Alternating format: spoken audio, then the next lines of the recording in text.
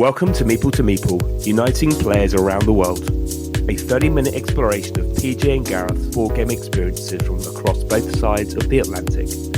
Each episode they share their thoughts and opinions on the world of board games, including their favourite themes, games, hot topics, and much, much more.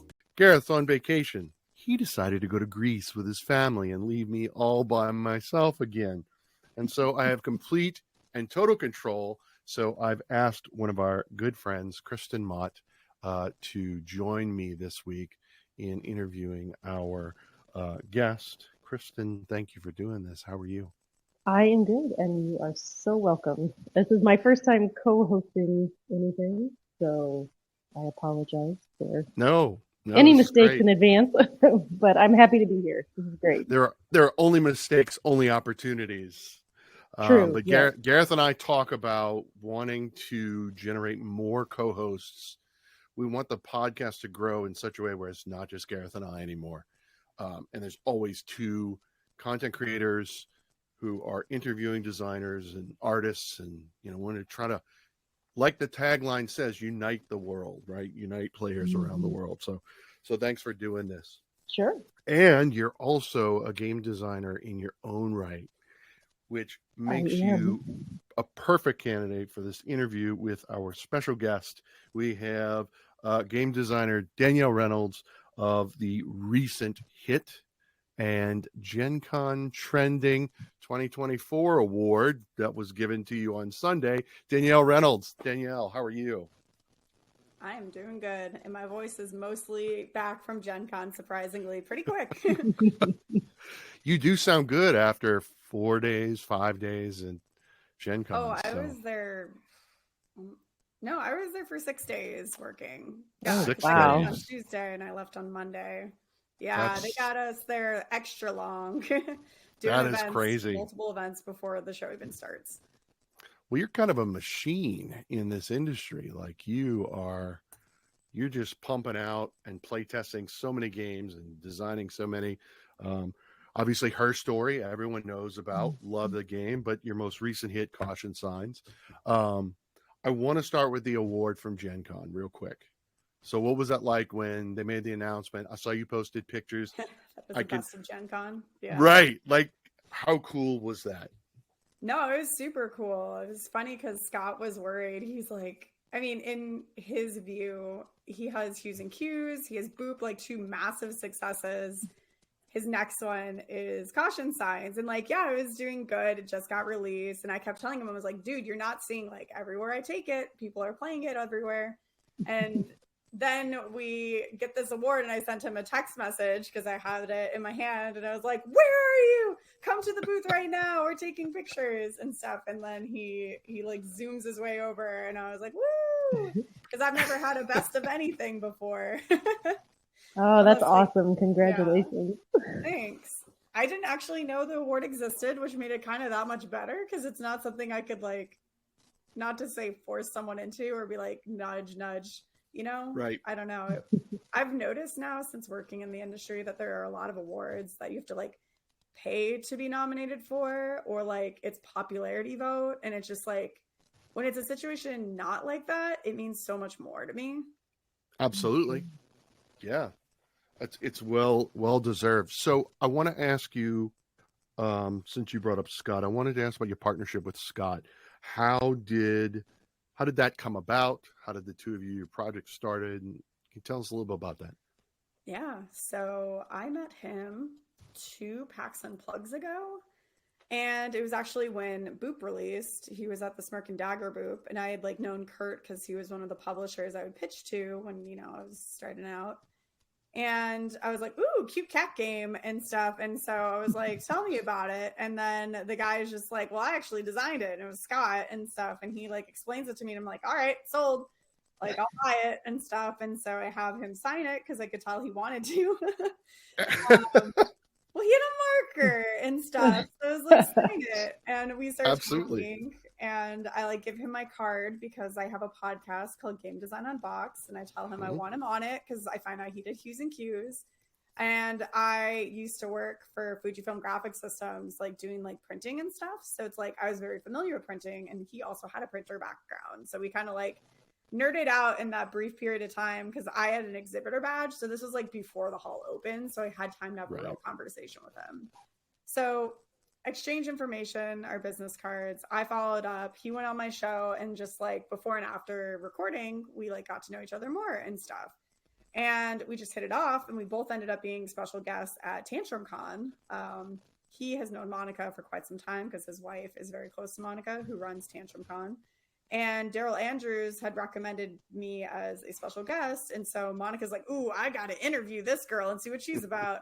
And then what was supposed to be like a 15-minute conversation turned into like a 3-hour conversation with Monica. And now we are friends. I've stayed at her house, and I've gone to Tantrum Con, and we are like great. So it's like been these like weird things of just meeting people, really enjoying each other's company, and just kind of becoming like friends organically. But when I was at Tantrum Con, Scott saw one of my 2-player abstract games, which he actually really loves. And he, like, every time he gets a chance to, like, try to find someone to sign it, he's like, can you, like, check out this game? Like, he actually took the prototype and had me sign it. So the first game I ever signed was not actually a real published game that I gave him. It's my prototype of this game. Oh, that's awesome. Yeah, like, he nerds out in the same way with, like, party games and abstracts. And so he'd reached out to me, and he's like, I want to make a game with you, like, a party game. And I was like, okay. And so we're like kind of messaging each other. We're both like on vacation. I tend to be most inspired on vacation. I'm in Hawaii. And all right. Yeah. Well, because I met a different person at a convention who invited me to Hawaii. So I of course said yes. This is kind of how my life goes. I just like, I meet cool people. They are dumb enough to invite me, and then I show up. So yeah, but I'm like in Hawaii, and we're like walking around the Volcano National Park, and I'm with like Tanya, who is from Hasbro. Like, she's inventor relations. We've become friends, and she just happens to be there on her anniversary with her husband. And then I'm with my friend Annie, and we're like walking around, and I'm just like noticing all these caution signs of just dumb things that people did to make them necessary as signs, like stepping in lava or don't put your arm in a geyser. I'm just like, why? Or like these like gecko things. I don't even know. So I'm like noticing these signs on the island, but like a lot at that park. And we're talking party games with Tanya. And I just immediately like, I messaged Scott as like, what do you think about a game about caution signs? Like, we're drawing these pictures, warning against these crazy things that you never even expect and stuff. And he's like, yeah, I like that. So he's in Alaska, and he's also seeing weird signs like don't pet a moose. And so he's like, I'm so on board with this.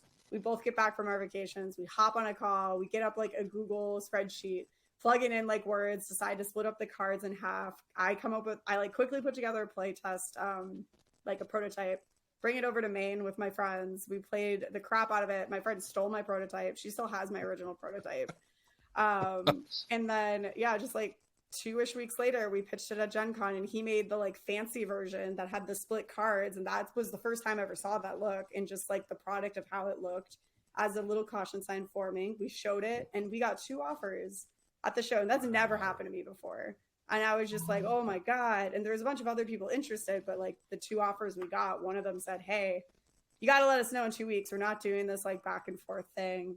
And so we're like, email everybody, hey, tell us in this amount of time. And the other person that wanted it was my own company, which at the time made no sense to me, because Hero Realms and Star Realms, you don't really think party game that you draw. But what I didn't know is my company had been thinking about doing an imprint for years of just like kind of kids, family party games. And so they were like, this is what we want to use to launch this.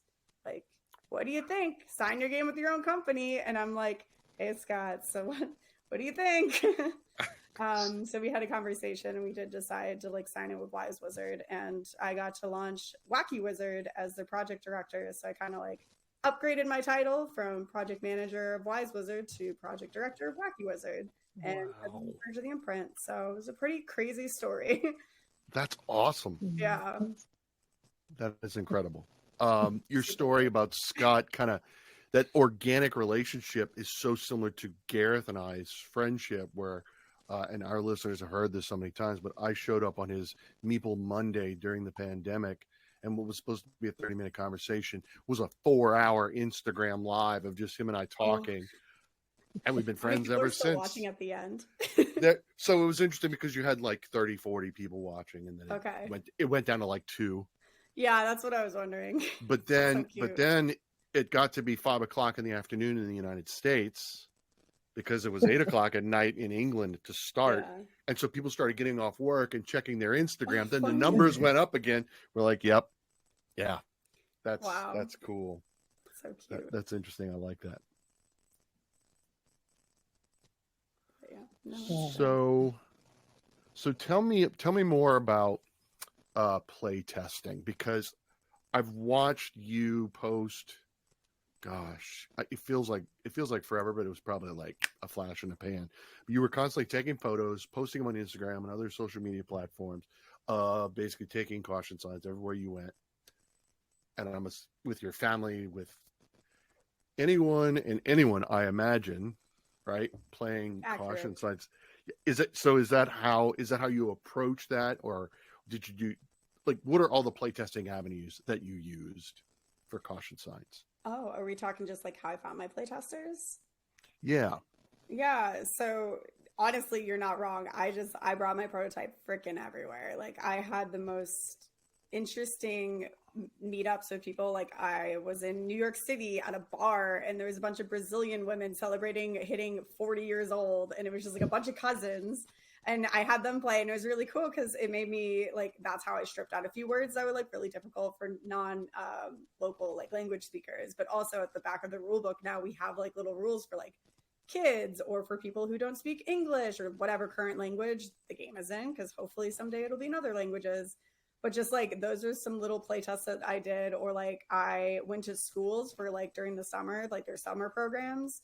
They invited me in to like teach the kids about game design and to like play test. And I like went around and judged different kids. Like it almost looked like science fair projects, but it's their game designs and stuff. So I went to like schools. I went to like after school programs. I went to friends' houses, family reunions, my gym, my like rock climbing gym, just like anywhere, everywhere, tons of conventions and tons of like kind of playtest conventions, like Unpub. I went to like basically every Unpub room at all the major conventions, bringing it around. And it's weird because like caution signs, the main design has stayed the same. Like from that initial 2 weeks or whatever it was, me figuring out the 20 seconds, Scott coming up with the scoring system, and just like, that was good. It was the word list. That was the thing that we had to constantly keep tweaking, throwing things away, adding things back in, trying to find the perfect balance of kind of like similar verbs and similar like nouns. I mean, pretty early on, we kind of realized with the nouns, especially, that we needed to stick to either like animals and like human-esque things, because originally we had things like you could draw a desk or a chair, but it's like how to show emotions using like inanimate objects just didn't work well. And also it was more fun with the 20 seconds that things could get misconstrued and messed up. So it's like a werewolf could become a wolf, or like a werewolf could become a dog, or like a cat could be a whatever. So it's just like in a short amount of time, like a horse and a cat could maybe actually look similar, or a wolf or whatever it was. And so just like trying to figure out the perfect mix between all those, but then also having them be words that people knew. But even now that the game is like out and I've been playing with a lot more people from other countries, like there's certain words that people are just like are unfamiliar with. So like disco, we totally know what disco is, but disco means to other things in other places. And like a roadrunner, that's a bird native to like, I'm from Arizona, so I wanted to put a roadrunner in there. Right. It's not a native bird to most people. Like it's only just in the United States and then like Mexico, Canada, like they kind of know what it is. But like in Europe, everyone like draws a dude running on a road. And so it's like, it's cool because like you don't have that same perspective. Because I always wondered when I've been like asked to be, they have like language consultants to like help switch things over. They do English to English, but it's like you could have like in Montreal, like French English is very different from like in the UK English, or like us English in the United States, because we all like interchange words so much. Or I don't know, Australia, like different words mean different things, like trousers and pants, but pants could also mean underwear, and it's just like weird.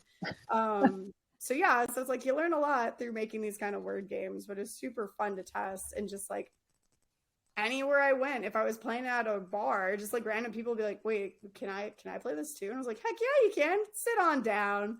Like I let anyone who talked to me play this game, no matter the age, including kids that super could not read well. Yeah, but it was fun. It was a good time, and it kind of just showed me like the magic of the game. That it's just like you don't have to be good at drawing. You don't even really need to be that great at guessing. Most people don't even keep track of score. They just play for fun and they laugh their butts off. That's accurate. Great. Yeah, I'm learning so much just listening to you talk about like where you get playtesters and how you do that, because I feel like I overuse my playtesters a little bit. So going back into the same people over and over again. I also don't have a game design group anymore, because if you'd asked me this when I lived in Chicago, I used to have 4 different game design groups, and I would just like do them on. I know, it was great. I miss Chicago. I was a machine in a different way there, but like because I live essentially alone on an island with no game designers nearby, or like not really close by, I have to drive like an hour and a half to Boston or whatever. I had to learn to find new people, which is really good for me as a designer. But also most of the people near me are not gamers. They're all just like the person who would walk into a Target and go, oh, that's a pretty box, I'm going to read that. So it's like I design in that space, and those are my audience. So it's like my audience are the best people to be my playtesters. And thankfully, because I'm stuck alone with no game designers, my only interaction with game designers as playtesters are at conventions right now. Or if I do it online, but party games, I just don't test online, especially caution signs. That would never have worked online. Sure. Yeah. And so is that what you're focusing on at the moment? Are you focusing more on party type games, things that you can test with people in your area more easily? So I will say that I call them social games. So it's like, party games, deduction games, but also some light strategy and some other ones too. But I have definitely started focusing more on that because of the people in my area, but also just those are the games I found that I'm the best at making, and also the quickest at playtesting. So like I can work on 15 different games at one time, and it's not overwhelming for me. I know. Wow. For anyone who wasn't able to see her face, she had a panic face. It's so funny. 15 at a time. Yeah. No. Oh my gosh. Night, and I'll play 7 games in one night, because all the games don't take that long to play. They take like 15, 30 minutes or whatever it is. And we just we bust them out. They're so simple. Like I can go through my 15 game pitch deck, and I can do that in like 10 minutes, 10, 20 minutes. Like I'm a beast. I just I can tell you what it is with just a picture and just a minute or less description. And that's the kind of games that are currently doing well right now and are going into like mass market, whether it's a hobby game or a mass market game. It's just people's attention span are shrinking. And so the faster I can explain what the game is and does, the better it's worked out for me, at least. And I think that's a main reason why I've had so many games in such a short time come out. Yeah. Okay. That's awesome. And you say, oh, I can explain all 15 to you in 10 minutes. Like, absolutely blows my mind. That's great. No, someday I should probably record myself doing it and like show people what it looks like to do that. Maybe it'd be helpful to people. I don't know. I'd love to see it, because sometimes I feel like I don't, I don't design party games for the most part, but like I tend to get stuck and like trip over myself when I'm trying to even give the elevator pitch, the short explanation. This is what it does. I tend to give too many unnecessary details, and it's just knowing when it's like an elevator pitch versus a how to play. Even my how to plays are less than 5 minutes for everything, and that includes my heavier. Like I've made heavier games too, and I can explain them in less than 5 minutes. Good for you. Great.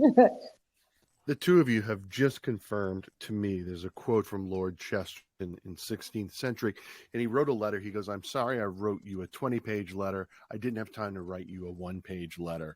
And it's expressing how hard it is to write concisely. And I feel like that's true for speaking. I think any mode of communication, to be concise and quick, is so challenging, and we get tripped up like that. But that's what was going through my head while listening to you just now. I'm like, oh, that's awesome. So I have a question about pitches. Sure. Recently, in my one day, and I want to remind my listeners, don't do Gen Con in a single day. I don't recommend it. That was the thesis of last week's episode, where I talked about my experience. You shouldn't do it, and I made all my cases, but somebody's going to do it anyway. Gen Con sells Sunday badges, so there you are. But I recently learned about pitches, and there's 2 types of pitches. Okay. There's like there's the 30-second, and I'm guessing that's what you're calling the elevator pitch. And then there's like the 3-minute description to the publisher. I heard several designers while I was at Gen Con talk about that. And you're making a face. So I am making a face. Yeah. So that means that your experience is different. I would say so. So I would definitely say an elevator pitch would have been the 3 minutes, not the 30 minutes. Okay. No, I'm sorry. The 30-second and the 3-minute. Okay, 30 seconds. If I said 30 minutes, I apologize. No, the it's 30-second and the 3-minute. And I'm just trying to contextualize what I heard versus what I just heard you describe. So interesting. So I guess in my experience, typically pitching has been either like a preset 30-minute meeting where you could either run through, like in my case, I have a pitch deck.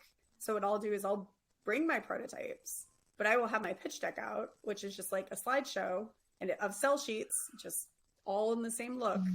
And we'll go through each one. And then at the end, so it's like I take 10 minutes to go through that. And at the end, if there's a game that interests them, I have it in my bag so we could play a round or two where I could show them the components to touch. And then at that point, we would do a follow-up meeting, or they would take a prototype home, or they'd ask for like how to play video or whatever it is that they do. So that's like one thing. Or you could be doing like the speed pitching events, kind of like speed dating, essentially, where you have a set amount of time and you get to pitch. Sometimes you have it where you've like applied with a specific game, so you're only showing that one game. Sometimes you just have a specific amount of time, so maybe it's like 10, 20 minutes or 5 minutes, and you can do whatever you want with that time. And so doing your research, because in those cases, you always know which publishers you're meeting with, so you can do that research to know which games you should be kind of targeting for each publisher, or what things you should kind of like lean into or lean out of, because sometimes in speed pitching, you have publishers that you know are not a good fit for your game, but it's still time for you to network and show off who you are. So they maybe will talk to you later when you do have a game that fits, or just talk to them about the games that they're looking for if you know you don't have something for them right now. But yeah, so I think like that's more of what I think of when I think of pitching. I don't do cold calls at Gen Con because that just does not work. I've been asked at Gen Con now because people know me if I have time to do one, and then maybe I'll do it like before the opening of the show, but that's just because I'm doing them a favor more than like me, because I just don't have time because of how much I'm working at Wise Wizard right now. But yeah, definitely don't approach someone asking for a pitch without a meeting at Gen Con.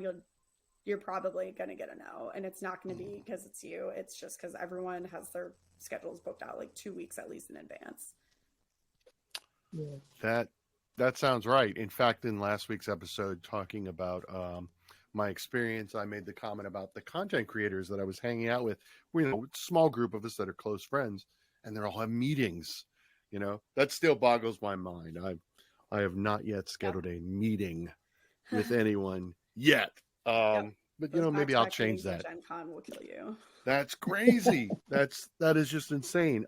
So I want to ask you about something that you posted today, or the time of recording. It was about your 2 cents for 2-player games in Sky Team winning the Spiel the Jahr. Having my cat break my award and smash my hand. No. But okay. See, I saw that too. I'm so sorry. I wasn't going to bring that up. Oh, no. Yeah, Rising Star Award is now in half. So I guess I need to win a new award or find blue. But we still love our cats. We still love Sansa, even though some days I want to. But you said 2-player, yes. Yeah, it was about Sky Team winning the Spiel the Jahr this year, and it was interesting. I was thinking about. I read the whole article, and I was like, of course this makes sense because there's so many 2-player games. I mean, Katie and I own, I think, 25 2-player games, which is great because it's the 2 of us. But your comments I found just interesting. Right. There's not a critique. I just thought it was really surprising that you brought a different reading the whole article. And I encourage our listeners to go and find that article and read it. Your perspective was a little bit different, and it was about how difficult pitching the 2-player game in your experience has been. And, you kind of cautioned against that a little. And I was just wondering if you could, can you say a little bit more about that? Yeah, possibly? no, I totally can. And I tend to be the weird one, so that's fine.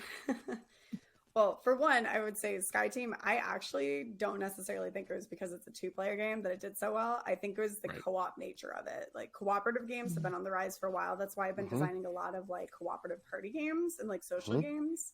But as far as 2-player games go, kind of like I mentioned, Scott was super into my 2-player abstract. Like he tried for years to get Boop signed, but it was just like, it didn't have the cute cat theme. Like that was Kurt and Smirk and Dagger kind of put that on there. And as we've seen, it's doing really well. The cute little name and that cute little cat and the different like holiday themes, like it does really well. But the problem is 2-player abstracts are super difficult to sell. 2-player games in general, when you are a designer pitching to a publisher, very difficult to sell. It has been shut down almost every time. Like they hear 2-player and they don't even listen to my pitch. Wow. And so that's why I was like, for a newer designer, if you only have so much energy and time, I would advise not focusing on that. Now, if you have a passionate project, like this is the game you want to work on, I would never advise don't do it. But if you're like going through all the different mechanics, because I know a lot of designers when they first start out, they're like, I'm going to make a game with every mechanic and I'm going to try this and that and this. I would say like put 2-player lower on that list, just because I do think there is definitely a market for 2-player games. Like if you go to board game cafes, and board game cafes are appearing everywhere nowadays. Like date night games are 2-player games. I mean, even Exploding Kittens just released a game that's a party game, but it has a date night mode for 2 players. And so it's like people are recognizing that 2-player games are important, and like having games that can play well at 2 is super important, especially multiplayer. I said that in the article too. That a lot of players would hate, like when there's a 2-player variant, they almost would prefer it, say 3 to 4 players with 2-player variants on the box. Yes. Yeah. See, because like it is a strong feeling we have, but publishers, they need to be able to market games. And if it's like a super expensive game, it's just really hard to justify 2-player because it's kind of a risk they're taking. And I get it. I don't like believe in all of it, but sure. I just say like, it wouldn't be one of the things I would recommend shooting for right now, because most publishers, like they do, solo modes are now huge because of COVID. They weren't huge before. Right. But now it's like publishers would ideally love like at least a 1 to 5 player game. Like I keep hearing 1 to 5 or 1 to 6 or 2 to 6. Like it needs to play with more people. Right. But at least like 2 to 4 is the bare minimum typically. So it's just not something I tell people they should focus on. And 2-player abstract games is even harder because, especially if it doesn't have like some cute thematic angle to it as a product, it's really, really difficult to get placed, which stinks. Because like the only game I've ever thought about maybe self-publishing is my 2-player abstract, because I love it so much. And it's come so close so many times. And I'm just getting annoyed at this point. I'm like, this needs to come out. I even did the artwork on it. Like someone could just sign it and have my art and it would be done. Wow. Well, someone needs to sign this, because as an avid fan of 2-player games, I want a copy and I want to play it. It's really interesting because when Katie and I go to cons and, you're walking the hall and someone's like, hey, you want to play our game? You want to demo our game? And it's like, as soon as we see the 3 to whatever number, you check out. Yeah, we're totally checked out. Or I'll be talking to a guy and he's clearly trying to, they try to sell it to the guy. I really hate. That's the thing is whenever sell it to the girl. I don't know what you're trying to do. Like, what are you doing? But vendors do that. If they ignore my wife, I usually tune out. Right. Yeah. But sometimes they'll be teaching us a game. The guy or the girl, the person who's pitching the game to us to sell it, and they're treating us with respect, and it's great. My wife immediately goes, how does this play at 2-player? That is her first question. Yeah, no, it's an important question. I get asked that all the time. And sometimes, like, even because I do development, it's like, if it doesn't play good at 2 players, sometimes it's worth cutting. I mean, we have a kids game coming for Wacky. There is a 2-player variant. It is super fun at 2 players, but it is a variant. So it's like, it is very clearly marked inside the rulebook that is a 2-player variant. But it's also the mechanic in it could be used at 3 or 4 or even 5 players.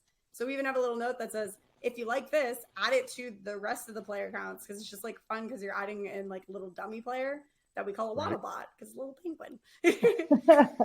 Oh gosh, that sounds adorable. That's great. And kudos for being included in that article. Like, oh yeah, no, it was so nice. They reached out and was like, "Oh God, it's Gen Con week. I guess I'll like quickly type something up like on my phone at the airport." Right. Wow. So I'm glad I made sense because I didn't think I would. Well, and I thought not only because I have a relationship with you and know you personally, your answer stood out from the rest. And I was thrilled reading it today, knowing that I was going to do this recording tonight. I was like, I want to ask you about this because I thought it was really interesting and it was really compelling. And I was like, so thanks for taking the time to field that question. Yeah, no, Mojo does some really cool articles. I got asked to do this like extrovert introvert article, and I also talked very different from everyone else about like I'm an extrovert, but no one ever talks about the bad part of being an extrovert, like the crashes we get after conventions and how like depression can hit us and things like that. And I actually wrote about it in mine, where everyone else is like, "Oh damn, oh I also experienced that, but we never talk about it." And it was like, I don't know why we don't talk about it. It's important. Mental health is a huge thing. Yep. No, I understand that as an extrovert myself. People just assume that I talk to anyone at all times, and it's like, I don't want to though. I will, but I'd rather hang out with my friends or cuddle with my cats, and they're not breaking things. Yes, when they're not breaking your awards, absolutely, absolutely. So, I am all out of questions. Kristen, do you have anything for Danielle? I mean, I would really like to hear more about just, and you got into it a little bit, but more about your just process as a designer. You talked about having, seeing the caution signs in that park, and like that was an instant inspiration. So what do you do after that? Do you write things down? Do you immediately just make the bare minimum prototype that you can? And then how does it develop from there? Sure. So when it's a situation like caution signs where it's just inspiration in life, I immediately, if I don't have my notebook nearby, I'll jot it down in my notes on my phone. But then I transfer it into, I have a game design notebook, and I go through them very quickly. And I love them because they're kind of like grid paper, but it's like with dots, so you can like write or draw pretty easily. So that's like kind of my go-to. And I put stickers all over it, which makes me happy. Because that's important for game design purposes. But so like I'll just like draw out kind of like a doodle of what I think it would look like, and then I'll like write out examples, and I'll write out what I think the rules would look like. And then once I've like done that, I do actually jump pretty much that day or the next day, if it's something that I really like, into creating a prototype. And so depending on the game, it might be like a Google sheet with a bunch of words of what the cards are going to be, or maybe it's more like an illustrated game. So it's like, I'm quickly going to like do some graphic design and put something together, or I like steal some images off the internet that I can use as the prototype. But I definitely build the prototype very quickly, because you might forget, you might lose like that spark. And so I find that that's just an easier thing to do. And also when I worked at Underdog, they did this crazy thing. When I got laid off, they gave me more time to finish up my projects, but also because I was going to be there longer, they wanted to just see like, how many things could we come up with? And so they challenged me to design essentially almost a game a day. So like every day with something, I prototyped it, we play tested it, they tore it apart.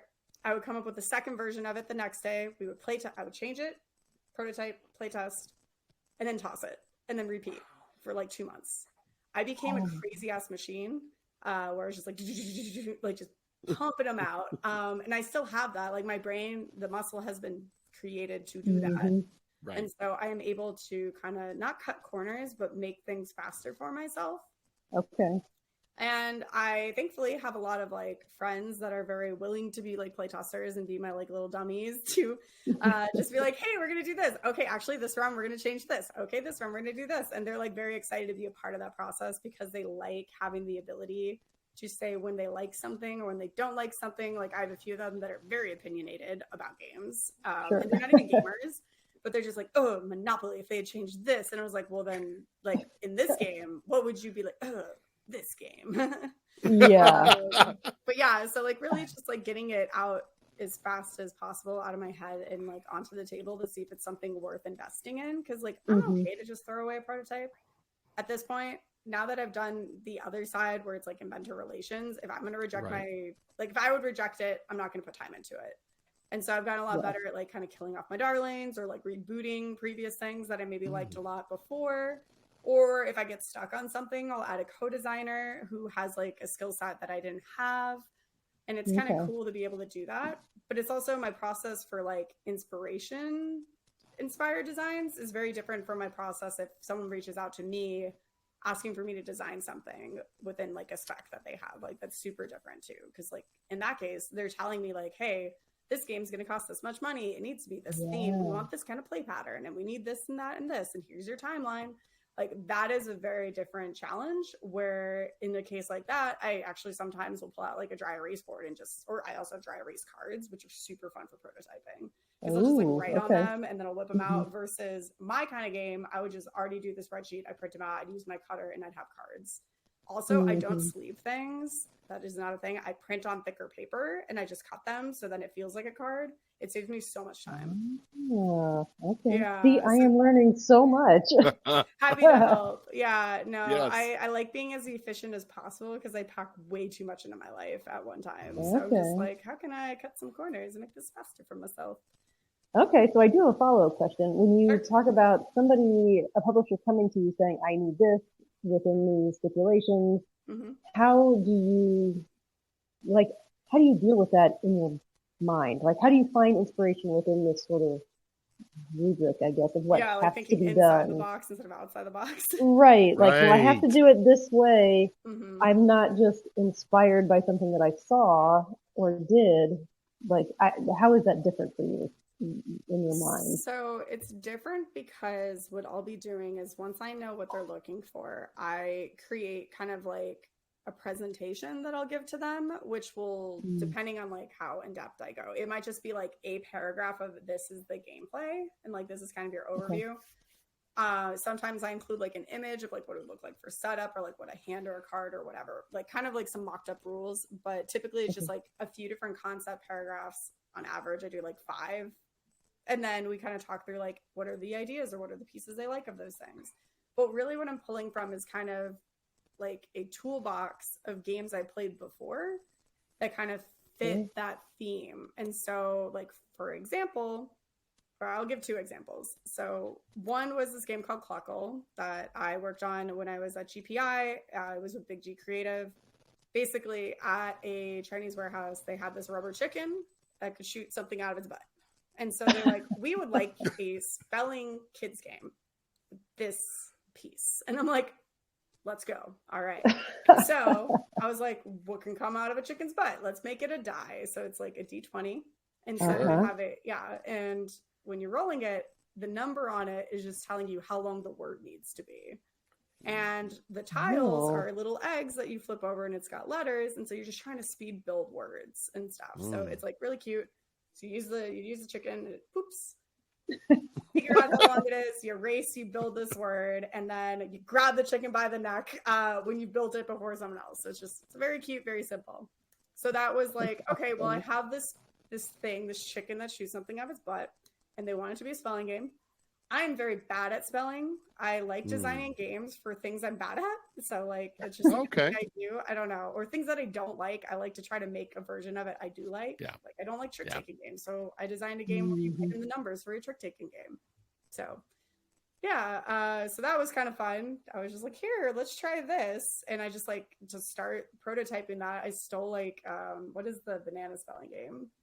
Oh, Bananagrams. Bananagrams, yeah. I stole a Bananagram, and then I just like was playing with those tiles and stuff and trying to figure out like what felt right. And I had this like chicken, so that's kind of how that came about. And then there's a different game that we got asked to do.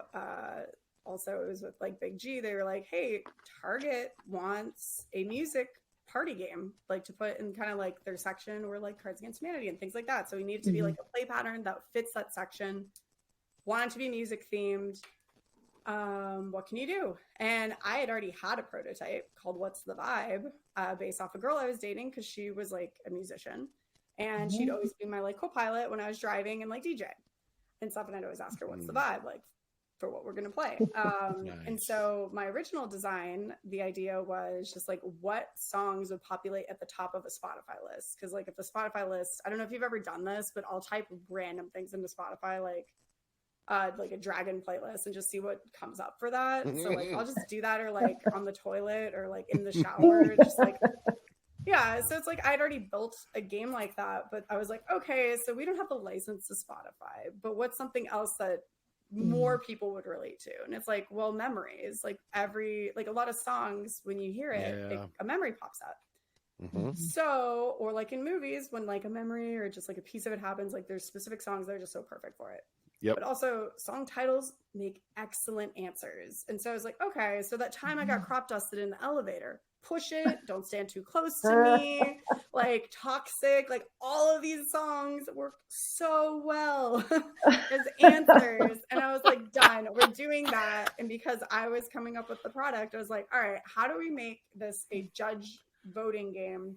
But everyone gets to be the judge. So it's like everyone gets a guitar pick. We all choose at the same time. So we're all judging, and whoever has the most points wins, essentially. And so that was kind of like the idea behind that one. So I kind of like repurposed an idea I already had for a product they were looking for. Or another time, we both, like me and my coworker, both pitched our 2 separate games. And they were like, could you combine these? And so it ended up just becoming a conversation game that was kind of like left, right, center. And it's called No Filter. And that was my first game ever out. And it was just like, here's 2 questions, roll 2 dice, player to the left or the right, or all of us, or just you are going to answer. And it's either the top or bottom, depending on what the dice say. So it's like, it's just question asking gamified, but there's no winner. And so it was like, okay, so there's different ways to do it where they'll be like, here's the assignment. Can you do it? And it's cool because if you ever design games for like IPs or like intellectual properties, that's basically what you're doing. Like the eBay game that I like pitched to eBay, I was like, what do you think about making a game? And then they're like, yes, give us some concepts. And the concept they picked was how to actually gamify how to use eBay. And it was just like, okay, well, how do you use eBay? And let's figure out what mechanics work for that. It's like, well, bidding works, set collection works, like selling and buying, and just like things like that. So it's like kind of this cool thing of like, how do you fit mechanics with feelings? How do you figure out like with an IP, what makes sense? Because like, I don't know, if you're doing like an Avatar The Last Airbender game, probably not going to do like a bidding game, because like how often did you see them touch money or like sell things? So it's just like trying to find in the back of your brain this like toolbox of mechanics and games you played before that you can kind of take inspiration from. So it's kind of different in that way, where when you're inspired randomly to make a game, maybe it's from playing a different game, maybe it's from seeing random signs on your vacation, I don't know, it comes differently every time. So I feel like there's different types of ways to create. Sure. And that's so insightful. Like that's great.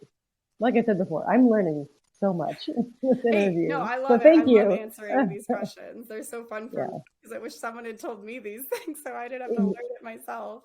Yeah. I really enjoy caution signs where you have the boards are double-sided. So it's like the American yellow and black or the European red and white. That was something that Gareth and I had talked about. It's like, so no matter where you are, you can recognize that was a brilliant design. Where can our listeners who don't already have a copy, where can they get a copy of Caution Signs? I would probably say just go to the wisewizardgames.com like page, and then click on Wacky Wizard, and then click Caution Signs, or I think it might be /Caution Signs. But that's probably the best place, because there it'll link to either Amazon if Amazon has it, but apparently they had to reorder. And then, I'm not mad about that. I'm very happy about this.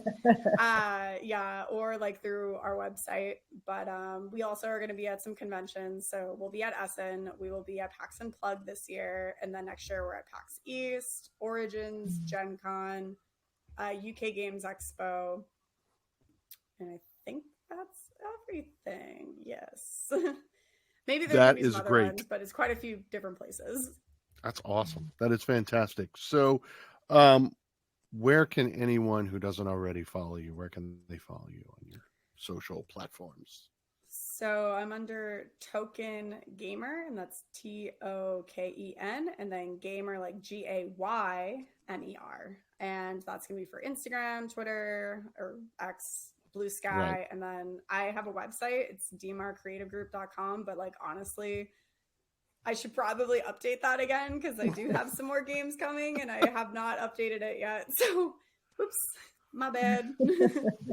I'd definitely say social media is probably better. Excellent. So there it is, guys. Caution signs. You can pick it up everywhere. So they're going to be at Essen and all the conventions next year. To our British listeners, they'll be at UKGE next year.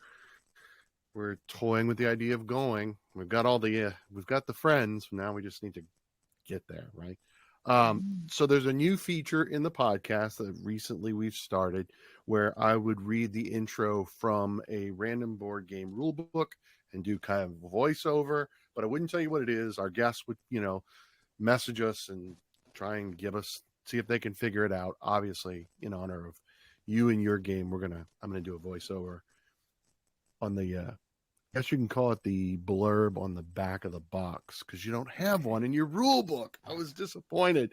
I did this for Amy and Dusty 2 weeks ago from Ducksomnium when we talked about botany. I read from their rule book. And so, yep. Also, for those of you who listened to last week's episode, the name of the game that I read from was House of Cats, which was a game that I picked up at Gen Con. Instead of cards, House of Cats, yes. Of course. House of Cats. That one was really interesting because Gareth had no idea what I was talking about. So he'll have to wait to listen to this episode to find out the answer to that one. But so here we go with the voiceover. Caution Signs is a fast-paced party game about warning your friends of hazards they didn't know existed.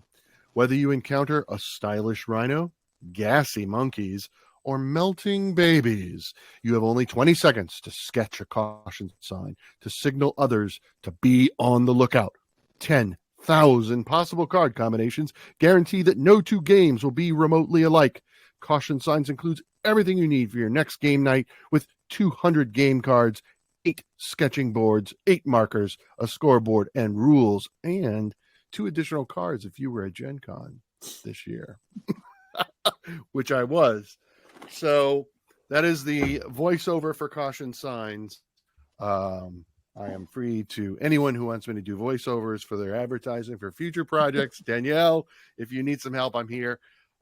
Thank you once again. Started making me do all our rule things. So I'm the one who's on video now doing how to plays. So be warned. Well, if you need to outsource, I'm available. Right? Good to know. And I'm free until I can be good enough to, charge. But right now it's all about, creating opportunities. I'm happy to help. But Danielle, thank you for joining. Kristen, thank you for helping me filling in for Gareth. Thank you both so much. This has been a great conversation. Thanks for having me. Yeah, thanks for having me as well. It's been great. Thanks, everyone, for listening. Please subscribe. And as always, we'd love to hear your thoughts and ideas. So make sure to leave those in the comments. And don't forget, you can also chat with us both on Instagram at Meeple to Meeple.